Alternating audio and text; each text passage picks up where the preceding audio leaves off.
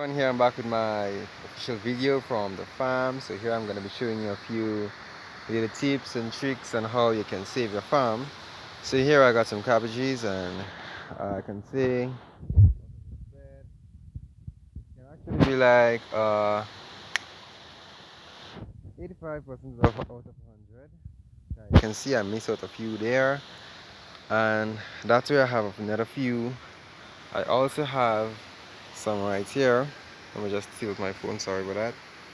And also, if you look straight ahead, you can see some green ones higher up. So what I really want to show you guys here today is that actually I do tomatoes, I do cabbages, I do lettuce, I do octroys, and I'm going to get in some cucumbers and pumpkins sooner or later.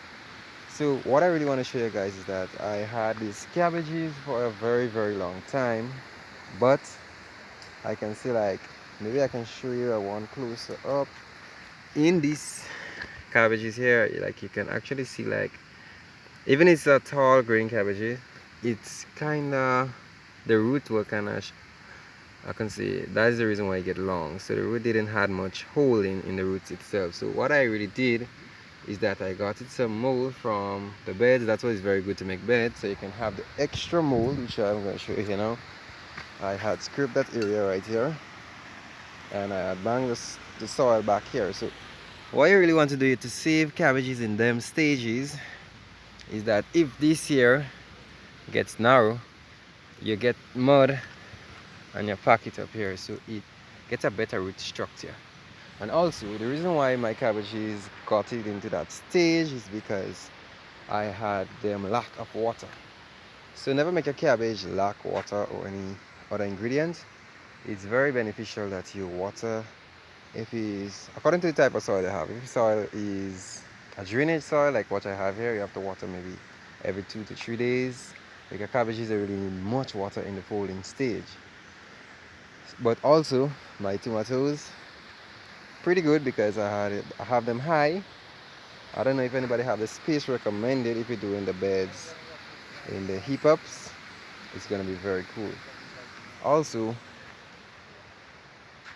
I wanted to show you the other set of cabbages, but based on my time I can't really do it that good. So what I really want to say to you guys is that you can save your cabbages by also molding.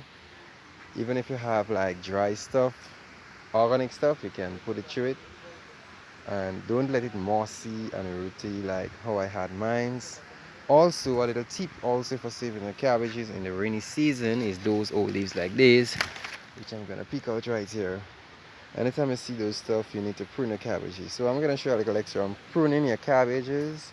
So actually, after you look at the cabbages from here, you want to take out this stuff here, that stuff here. Sorry, I'm holding the cameras here. So you want to take off that entire top, that entire bottom, sorry. So you see all these are waste leaves, and what really happened is that leaves like this tends to try to get back green, and it keeps the plant back.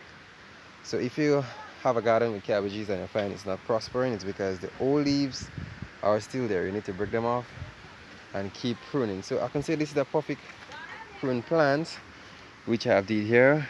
I'm trying not to get I can say the mud inside of the cabbage because it's gonna grow and rotten from the inside.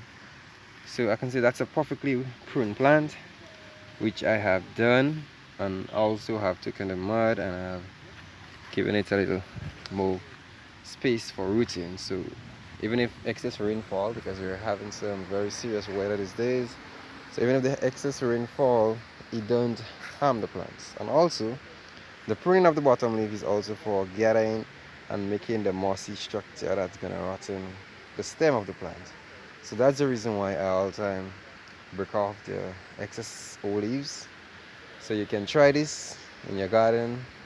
I'll be having some tomatoes. I'll be coming with tips on tomatoes also, but I have them at a recent stage right now. So when they're a little bit bigger, I'm gonna go with a video to show you guys how I've grown them from where they are now to where I want them to be.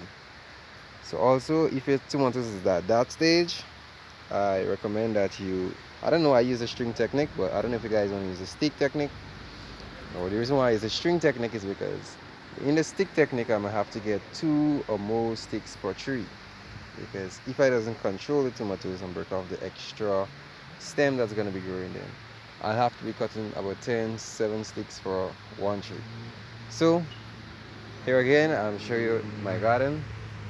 I haven't had the idea to go doing the whole loop today, but still, that is what I have to show you guys today. I hope you guys like, subscribe, and also share.